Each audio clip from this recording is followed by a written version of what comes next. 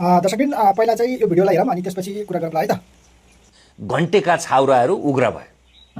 DSP कान खोलेर सुन, दम छ भने आइजो, कहाँ आउनु पर्ने हो, कहाँ लड्छस्, पाखुराले लड्छस्, बन्दुकले लड्छस्। र आइजिपीलाई तत्काल सेवाबाट निलम्बन गरेर जिम्मेवारीबाट बर्खास्त गरेर बाहिर ल्याएर यो कठघरामा राखेर यो विषयमा छानबिन हुनुपर्छ। यो प्रहरीहरूलाई घिसार्छु भन्नेहरूले पनि बडा मिठो कुरा गरेर यहाँ सुन्न पाइयो। कुरा सुन्दै गर्दाखेरि यो धरतीमा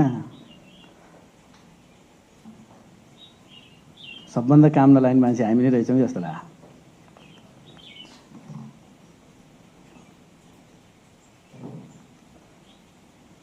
साथीहरू तपाईँहरूले हेर्नुभयो नि भिडियो, यो खगेन्द्र सुनार भन्ने मान्छे है, गाई काटेर खानुपर्छ भन्ने मान्छे, यसले चाहिँ हिजोदेखि नै प्रहरीसँग यसरी टार्गेटमा प्रहरीलाई लिएर आएको मान्छे हो है। हिजो सडकमा साङ्ग्रा लगाएर हिँड्दाखेरि है, त्यतिखेरदेखि नै यो अराजक मान्छे हो। अहिले चाहिँ सांसद भयो होइन, यसरी प्रहरीलाई चाहिँ हो, प्रहरीको पनि काहीँ गल्ती होला, त्यो आफ्नो ठाउँमा छ, तर कानुनी प्रक्रिया अनुसार छानबिन गर्नुको साटो प्रहरीलाई घिसार्छु भन्न यो चाहिँ मलाई चाहिँ जायज लागेन। साथीहरू तपाईँलाई के लाग्छ कमेन्ट गर्नुहोस् है त।